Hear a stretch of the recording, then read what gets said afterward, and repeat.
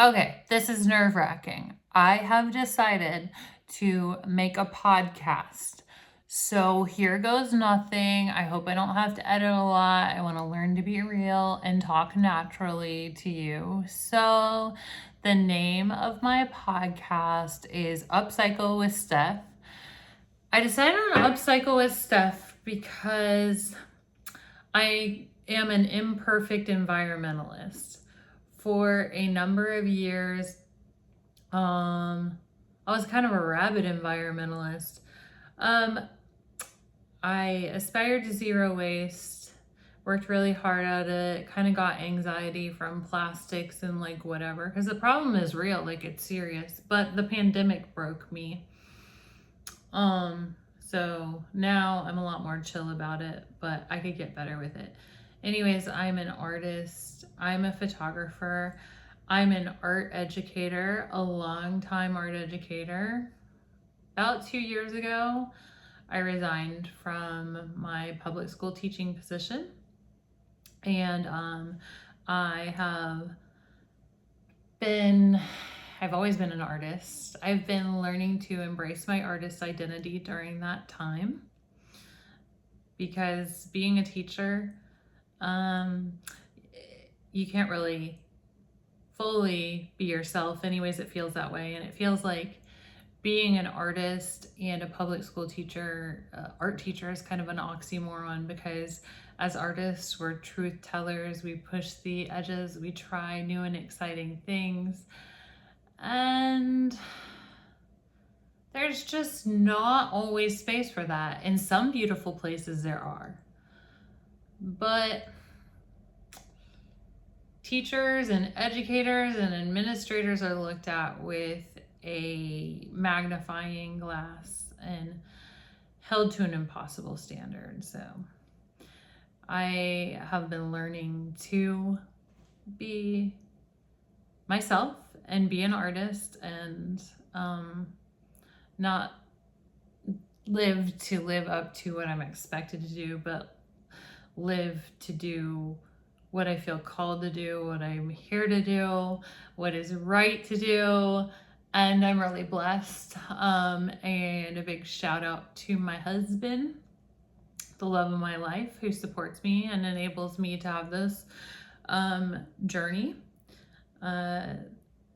So that is me.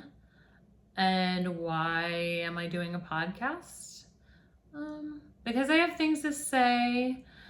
I am an avid listener. I'm dyslexic, and I grew up listening to audiobooks initially. Like, that was a really good way for me to consume my textbooks in high school and in college.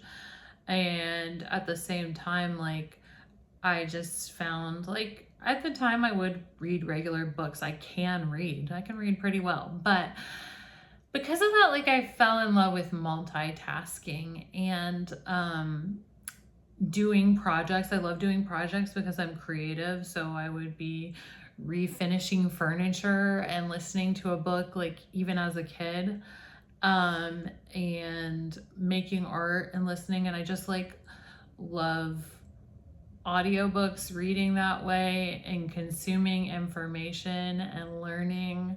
And I love podcasts for the same reason when they came on the scene. And I have a lot to say. So what's this podcast going to be about? It's going to be about self-improvement. It's going to be about creativity, and encouraging creativity. It's going to be about whatever's on my mind at the time. So upcycling is like a nod to the environmental, and I love taking objects and that would otherwise go to the landfill and turning them into a beautiful work of art. And I think we can also look at our lives as that we are all a work in progress. So taking what we have and making it into something beautiful, that's what I'm doing with myself. And that's what I want to inspire others to do. So that's why This podcast is called Upcycle with Steph. So, listen in. I plan to have this on YouTube, probably put it out on Facebook, and also put it out in a podcast format. So I'll keep you posted. We'll see where it shows up. I think Spotify. I'll probably post this out on Spotify. And hopefully it's showing up in other podcast areas as well. Okay, so what's going on? What do I want to talk about today?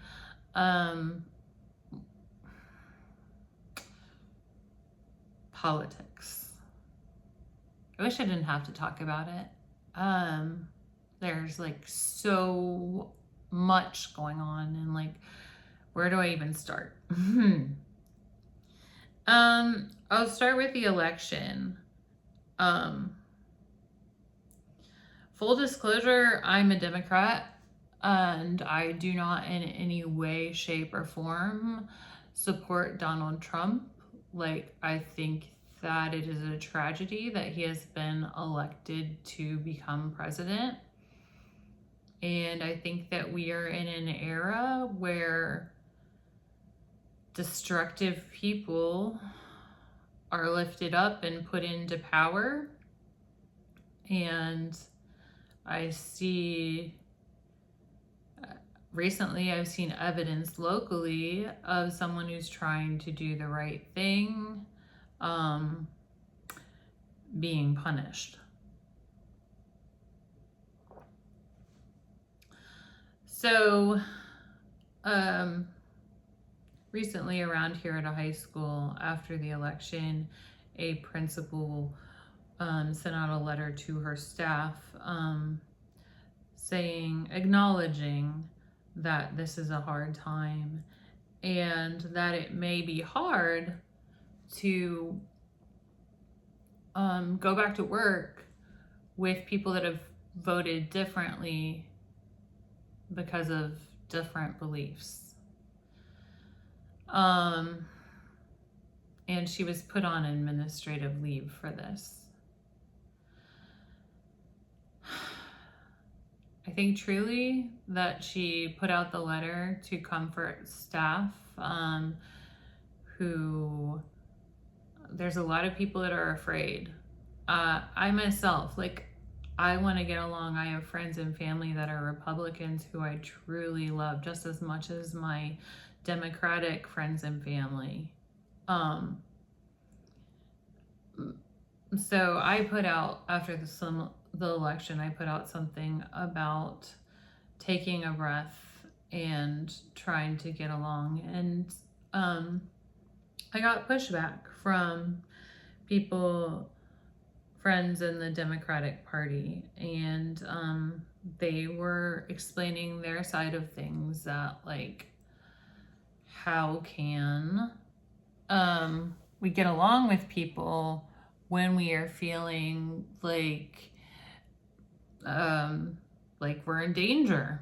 And like, that's a valid point. And I think that that's a point that people don't understand, that if you are gay, lesbian, trans, if you have something regular, other than the regular, well, I don't even know if I should say regular, straight orientation, then you're not feeling good, because like, a lot of this rhetoric was like anti-trans, and like, it's a scary time, and you know, people take their medicines that they need to transition, and they may not have access to that, and that's really like heartbreaking.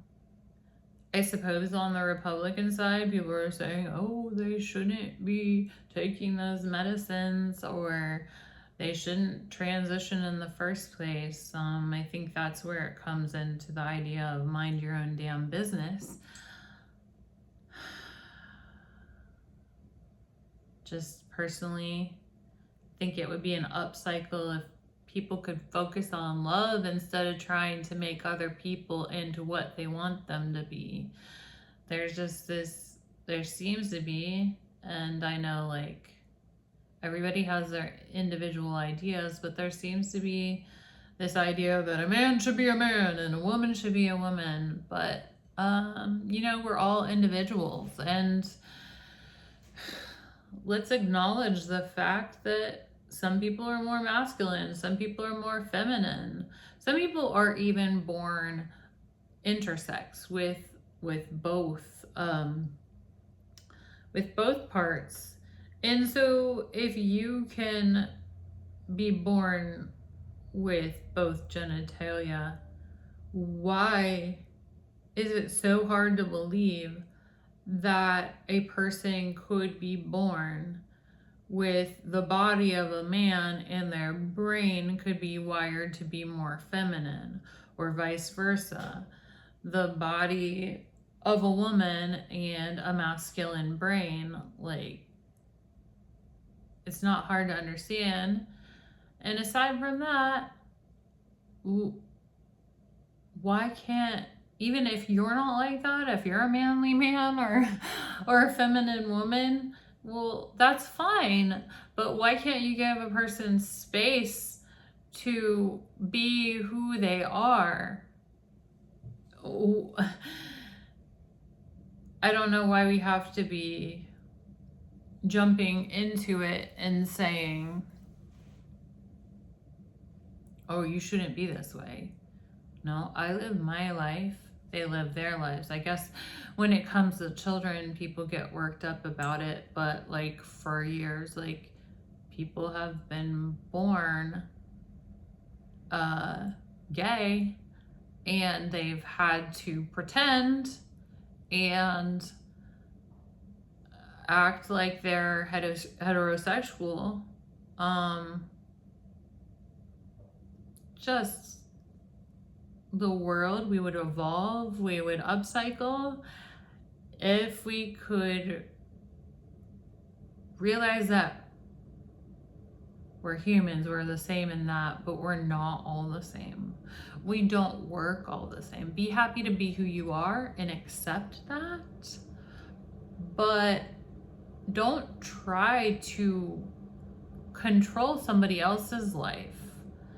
And I mean, it's just, that's preposterous. Anyways, that's what one of the things. And then in the news, there were Nazis. I'm here in Ohio. There were Nazis marching in the short north of Columbus. I don't know, I've just been trying to wrap my head around that. And I saw the video and I heard them shouting, and it was horrific to see them with their masks on and their flags.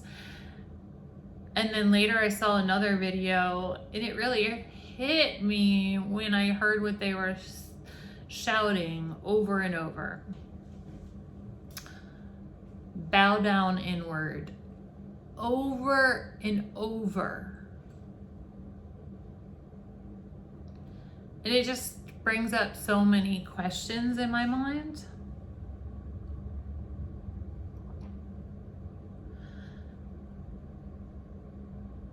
How did these men get like this? Like, why would you hate someone based on the color of their skin? I mean, I know it's been going on forever, but it's mind-boggling. It just really is a display of brokenness on display. Because in order for people to join a group like that, they have to be broken within themselves. There has to be a huge element of self-loathing. And just makes me wonder, like, what if these men went to counseling? How could these men find healing? I mean, sometimes you hear about it happening. What if they put their energy into doing something constructive instead of fear-mongering and hate?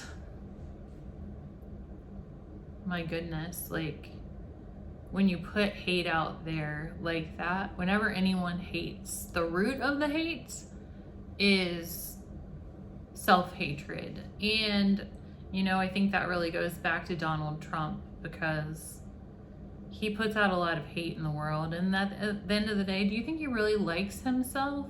Do you think he really loves himself? No, sadly, no. Because people who love themselves and are secure have love to extend to others. But why have we elected a man who hates others and doesn't even like himself? Why have we elected him to the top position in our country? And seeing the Nazis in the streets, like,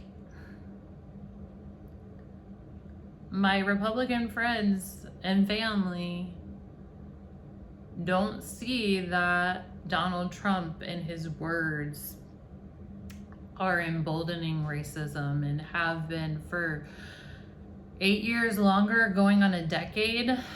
And that's what we've been protesting about all along. And people would say it's Antifa or whatever, have whatever conspiracy theory that it is. But he speaks in hate. He speaks about, like, the Republican Party is framing it like illegal aliens are breaking into our neighborhoods. Like, from the commercials that I'm forced to watch on YouTube, I would think that they were charging through my backyard to get me right now. But that's not the case.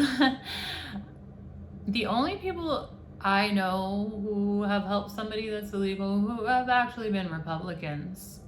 And they actually love people, but then they talk all big and bad about it being such a problem. I'm sure there are places where it is a problem, and I'm not against immigration laws. But I think at the same time, we need to have compassion and see people as people.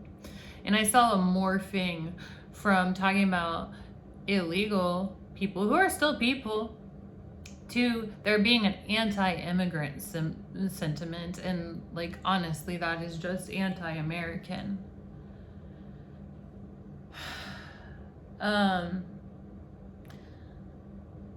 And all this talk about immigrants, but what I see, what I'm coming face to face with, is racism and hate.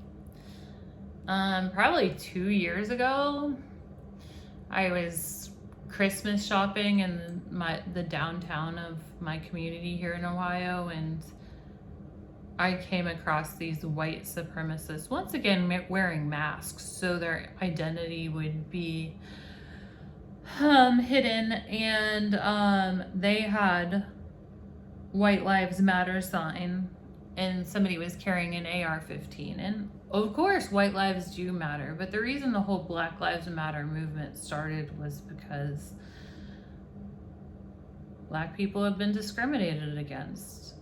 Black people feel like they're not safe in a lot of situations. They have been treated badly often by police. And so anyways, I came up on these men in these masks, and they told me, "We will protect you." Ironic that they think they're protecting me, but they are making me and my family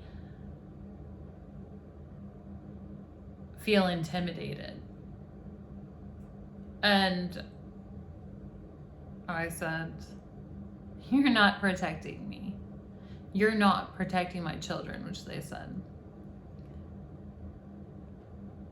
My children aren't white. And even if they were, like, you think you hate someone, you go against somebody because of the color of their skin, it goes back to the fact that there is a self-loathing there, so you don't have space in your world to extend love to other people. So, like, why did these people then and now feel comfortable to go out on the street with masks and hate? Donald Trump and the Republican Party. It didn't happen until he came on the scene. We didn't have hate groups. We probably had them, but they weren't bold enough to go out on the street and to say these things and to intimidate people.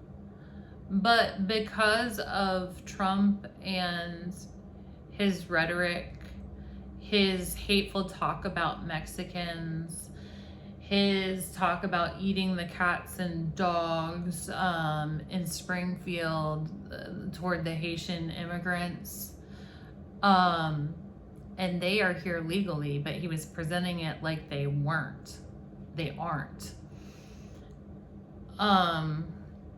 Because of talking illegal aliens and referring to them as vermin and so many other things, like disrespecting veterans, disrespecting handicapped people, like so many things. Like, these weak people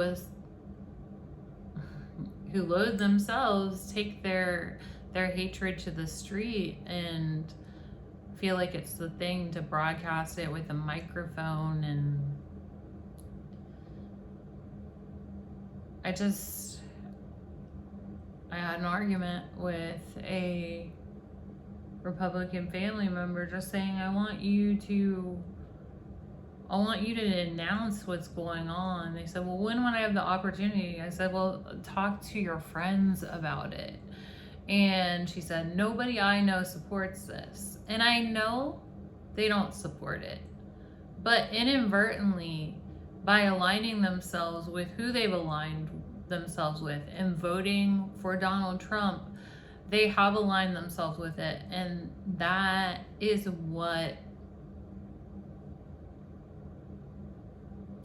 what's not being acknowledged by a lot of people. And I think that I'm sure I'm going to make friends and family mad by saying this, but it is my truth.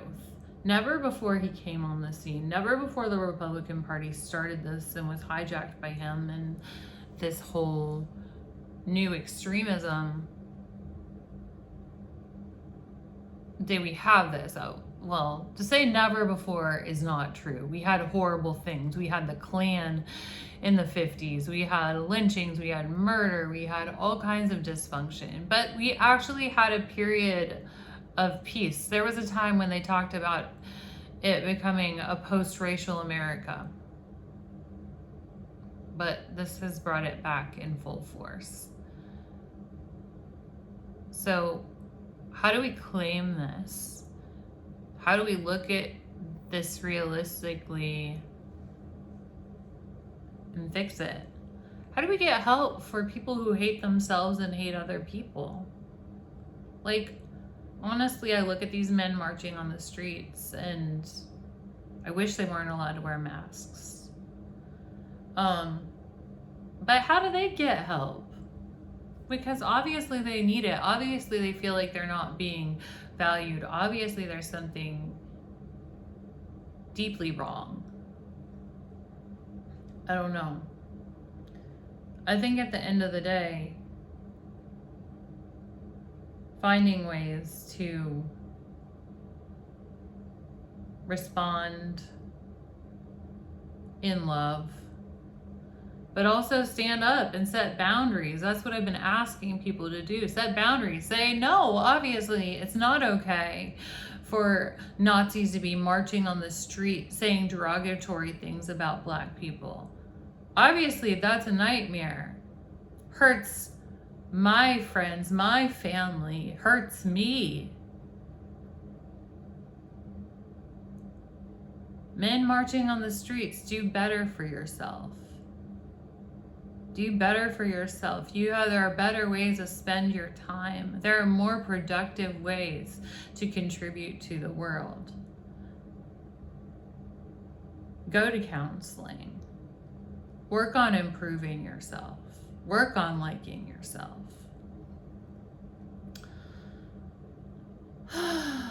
Yeah. So, I don't know. How do you think that we can fix this? How can we let people be who they are? And how can we respect them for that? How can we feel comfortable with who we are and live our most fulfilled lives? Live to our full potential? And encourage and be happy for others to do the same, and give them space to be different.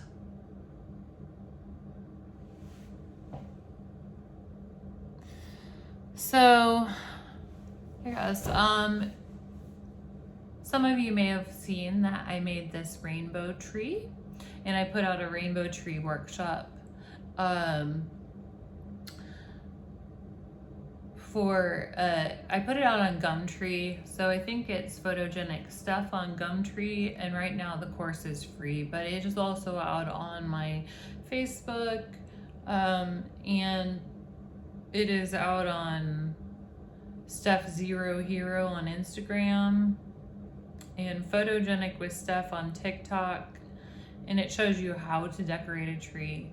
It's been pretty bleak. People have been pretty depressed because feeling like they don't have permission and they could be targeted for being themselves.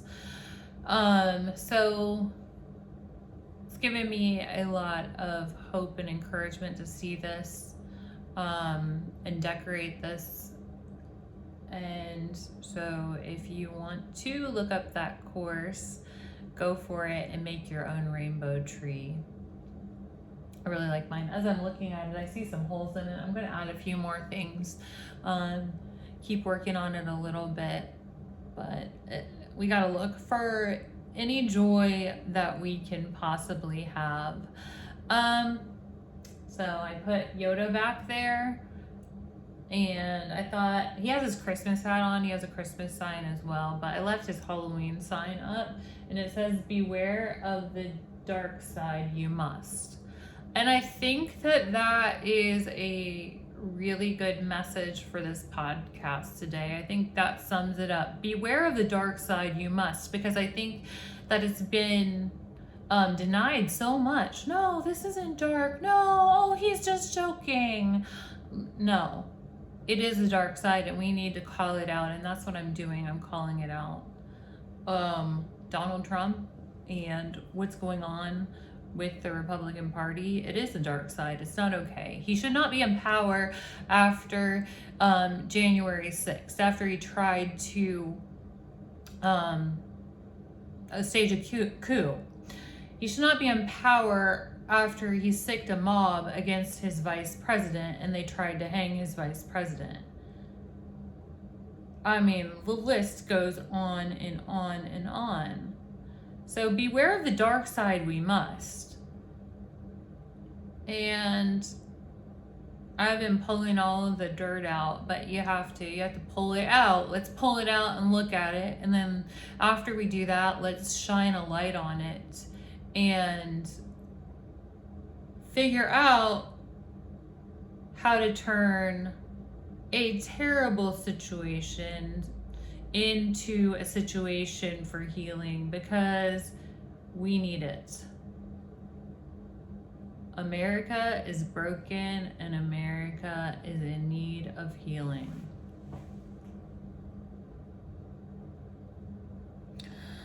So I wish that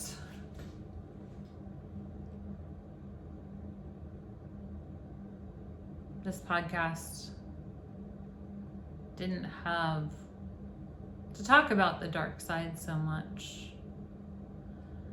But if we cover up the dark side and act like it's not there, it will never get better. It's like the Bible verse that things brought into the light, when the darkness is brought into the light, it cannot flourish. And that's what we need to do. So I encourage you to bring the darkness into the light. Shine a light on things that are not right. And then from there, let's work on accessing love and compassion to figure out how to heal this thing. Thank you so much for joining me. Let me know your thoughts in the comments. Sending you lots of love to everyone out there, Republicans and Democrats. I love you all the same, and I want us to love and accept each other. I want us to find a space where everyone can be respected. Thanks so much for joining me. Bye.